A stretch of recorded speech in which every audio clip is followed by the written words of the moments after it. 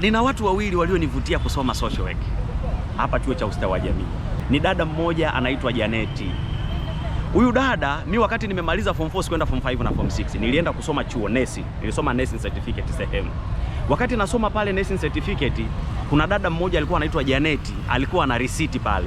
Mimi nikawa nafundisha history, geography na civics. Nilikuwa na brush kwa sababu niko vizuri kwenye hayo masomo. Kwa hiyo baada ya mimi kumaliza pale nikaenda kazini. Kwa hiyo yule dada baada ya matokeo kutoka akawa amefaulu, akawa amekuja kusoma kwenye hichi chuo cha ustawi wa jamii. Kwa siku moja nikakutana naye akaniambia njoo usome ustawi wa jamii, kozi ni nzuri, wewe umesoma nesti, ukisoma na ustawi wa jamii itakuwa vizuri zaidi. Kwa hiyo thanks in advance, Janeti alinishauri sana, alinishawishi sana, na hata material ya kwanza zile notes alinipa yeye. Huyo ni wa kwanza. Lakini wa pili ni kipindi nafanya kazi hospitali, nilikutana na mgonjwa mmoja wakati namhudumia. Akaniambia, Lema, kwa nini usiende shule? Nenda kasome mambo ya social work na nini na nini. Huyu si mwingine, anaitwa Dr. Deman Yusuf. Ni daktari hapa, anafundisha social work. Ni mwalimu aliyenifundisha research na hasa amenifundisha research. Kwa hiyo siku ambayo mimi nakuja kuchukua fomu nikakutana naye. I was very happy kukutana naye na amekuja kunifundisha. Kwa hiyo nilishawishika sana na huyu dada anaitwa Janeti ambaye sasa hivi yuko mtaani ameshamaliza, na Dr. Deman Yusuf ambaye baadaye amekuja kuwa msaada mkubwa sana katika maisha yangu. Yes. Mimi naitwa Jeremia Edward Lema, ni mwanafunzi niliyehitimu au ninaye graduate leo katika degree shahada ya kwanza ya ustawi wa jamii. Safari yangu ya maisha katika chuo cha ustawi wa jamii kwa kweli it's very interested, na ni safari ambayo ilikuwa na ugumu mkubwa sana kwa sababu mimi nimekaa katika chuo hichi miaka 6. Yaani leo nahitimisha safari yangu ya miaka 6.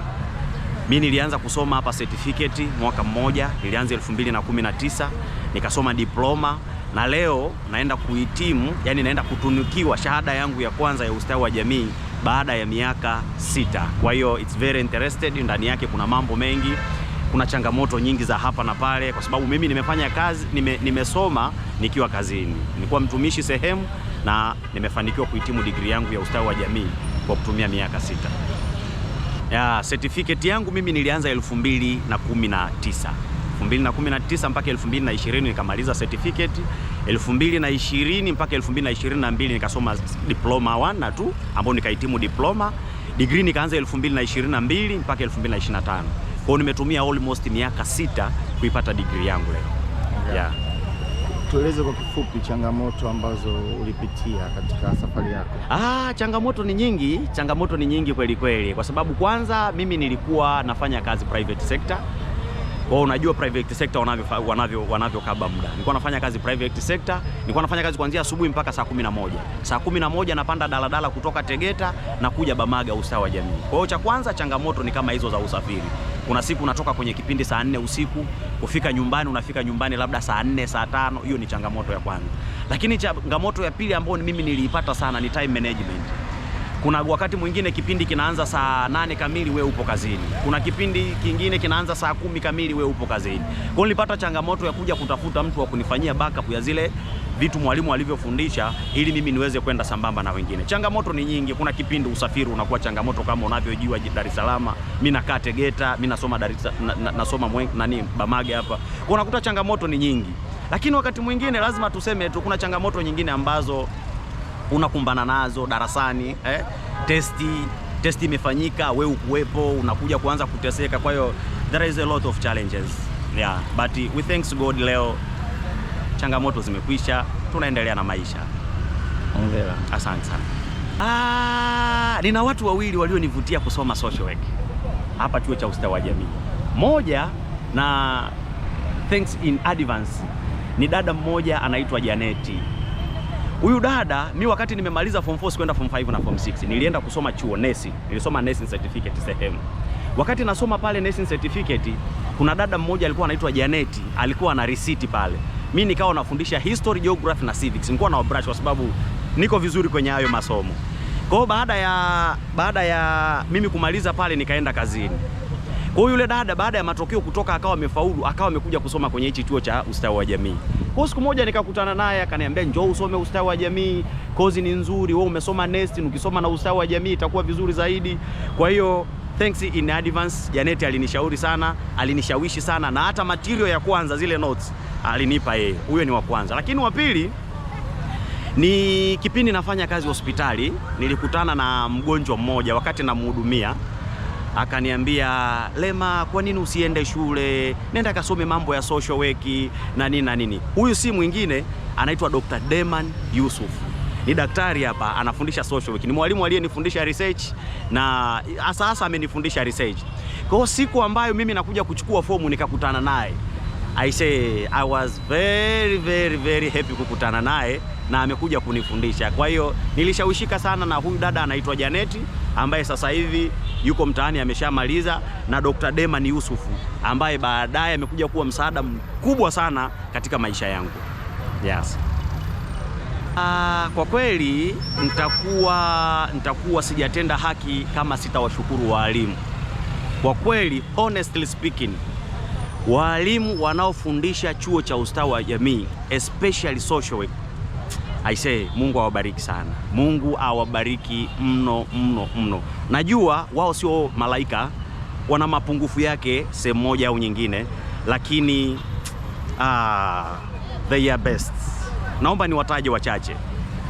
Wa kwanza kabisa ambaye nisipomshukuru na endapo akiona video hii atashangaa sana ni Dr. Mgawe, Peter Mgawe. Yani ni mwalimu aliyenifundisha research, ni mwalimu aliyenifundisha communication skills, ni mwalimu aliyenifundisha development study, yani superb sana. Yupo Dr. Deman Yusuf kama nilivyotangulia kusema. Yupo mwalimu Mtemi, Sir Petro Ntemi, naye superb sana. Yupo, huyu ni mwamba kabisa. Yani nikimtaja watu wakiona hii klipu alafu wakiona yupo mwalimu mmoja superb sana, anaitwa Dr. Mikdad Mahmud. Huyu jamani standard sana. Wapo walimu wengine wengi, lakini nisisahau kuishukuru familia yangu, baba, mama, kaka, dada, wadogo zangu. Wamenipushi hata kwa ushauri tu. Kuna muda wanakupigia simu wanakuambia hongera, tunaona mapambana. Lakini pia nitakuwa sijatenda haki sana nisipo ishukuru taasisi iliyonisomesha certificate ya kwanza, Rabininsia Memorial Hospital, the best taasisi ambayo nishai kuifanyia kazi. Nimefanya kazi almost miaka 9 pale. Wamenilea, wamenimotivate, lakini Mungu awabariki sana wale mkurugenzi, human resources wote na management yote nzima. Ilinisaidia, ilikuwa inanipa ruhusa mara chache kwenda kwenye vipindi, na mainchaji alikuwepo inchaji Ephraim. Sitamsahau yule jamaa, alikuwa ananisaidia mambo mengi sana. Hata project yangu ya kwanza yeye ndo alinisaidia kuchapa. So kwa moyo mweupe, kwa moyo mkunjufu, na washukuru wote. Lakini wa mwisho nisisahau kumshukuru mpenzi wangu Scholastica Laban. Ni mpenzi wangu ambaye amenisupport sana, ushauri, support, yani ile kuniambia nenda usiache, nenda usiache, nenda. Mungu awabariki sana. Mungu awabariki sana. Ya, ni kweli kama nilivyokueleza awali, mimi nilikuwa nafanya kazi taasisi ya private. Nilivyomaliza diploma mambo yalikuwa magumu sana kulingana na muda, majukumu na nini na nini. Nilikata tamaa, nikasema sitaweza kuendelea degree, naomba niende nikapambane kwanza ili kuangalia mchakato wa kupata ruhusa. Lakini nawashukuru sana marafiki zangu wakiongozwa na Duau Sharif pamoja na Ali. Hao watu tulikuwa na kigrupu chetu ambacho kinaitwa Together Weekend. Wao walinishawishi sana kwamba mzee, tusiishie hapa, twende pamoja tuvute gurudumu. Kwa hiyo kukata tamaa kupo, kwa sababu safari ya miaka 6 sio nyepesi bro. Yaani kusoma certificate mpaka degree miaka 6 sio nyepesi. Kwa hiyo kukata tamaa kupo na nini. Lakini nikiwa nasoma degree mwaka wa pili nilipata kazi serikalini. Mimi nafanya kazi katika chuo kikuu cha sayansi na teknolojia kule Mbeya. Kwa hiyo nilipata kazi nikiwa nasoma degree mwaka wa pili. Can you imagine? Unakaa Mbeya, unasoma Dar es Salaam. Kwa hiyo yani kukata tamaa kupo. Kuna muda yani unakata tamaa kabisa, unasema no, naomba niairishe mwaka, lakini unakutana na marafiki wanakumotivate, wanakuambia no, njoo sijui ni nini. Kwa hiyo nilikuwa nikija wanani backup sana, tunakaa discussion, tunafanya na nini na nini. Kwa hiyo Kukata tamaa bro kupo. Asikwambie mtu katika safari yoyote kukata tamaa kupo. There is no ejani ambayo iko smoothly 100%. Huyo atakuwa sio binadamu, atakuwa labda ni malaika. Kwa sababu hata malaika wana encounter a lot of challenges. So kukata tamaa kupo, lakini when you get the right person, when you get the right people, they will motivate you and you will. Tutamaliza. Kwa wale wanaobaki chuoni, labda anasoma certificate, diploma au degree, mimi nataka niwape ujumbe mmoja. Katika maisha nataka niwape formula ya vitu vitano ambavyo vitawafanya nyie mfike siku kama leo ambao mimi nimefika. Jambo la kwanza ni lazima uwe na determinations. Ni lazima uwe na determinations. Huo ni ushauri wangu wa kwanza. Ukishakuwa na determinations, lazima uwe na effort. Jambo namba 2. Ukishakuwa na effort, jambo namba 3, lazima uwe na consistency. Kile unachokifanya lazima uwe na consistency. Ukiwa na determination, effort, consistency, jambo la 4 ni lazima uwe na collaboration. Collaboration maana yake nini? Lazima ujumuike na wanafunzi wenzako, lazima uwe na collaboration na walimu ili wewe uweze kufika siku kama ya leo. Lakini jambo la 4 ambalo linaweza likakushangaa, lazima uwe na kitu kinaitwa ignoring. Yaani lazima uwe na uwezo wa kuignore vitu. Usipoweza kuignore vitu my friend, huwezi kufika siku ya leo. Kuignore nini? Kwa mfano, tunapofika hapa chuoni, kumbuka sisi binadamu we are in a human diversity in nature. Kumbuka kuna watu hao magrupu yao, yani kampani yao ni bata, au lazima uwaignore. Kumbuka hapa chuoni kuna watu wengine wao ni watu wa mademu, au lazima uwaignore.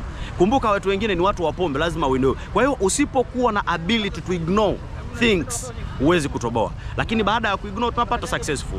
Kwa hiyo tuna determination, efforts, consistency, collaborations, una ignore, then you get successful. Kwa hiyo ushauri wangu ni lazima ukifuata hivi vitu nilivyokuambia, I'm telling you 100% lazima utafanikiwa. Na sio tu kwamba utafanikiwa tu, utafanikiwa kwa kuwa na rekodi nzuri sana. Kwa mfano mimi hapa chuoni sijai kugombana na mwalimu. Walimu wote wanaofundisha social work, sidhani kama kuna mwalimu ambaye anifahamu. Kwa sababu gani? Kwanza mimi ni chairman, very collaboratives, ni mtu wa watu. Yani hata darasa letu sisi, kwa mfano sisi degree tunamaliza watu 400. Ukimuuliza mtu yoyote unamfahamu Lema, lazima akwambie unamfahamu. Kwa sababu gani? I'm very collaborative, charming, supportive na vitu kama hivyo, kama mnavyoniona. Kwa hiyo ni lazima wadogo zangu mlioko nyuma, mnaotegemea kugraduate, hivi vitu ukivifuata, usipoperform, njoo niite mchawi. Asante sana. Asante sana.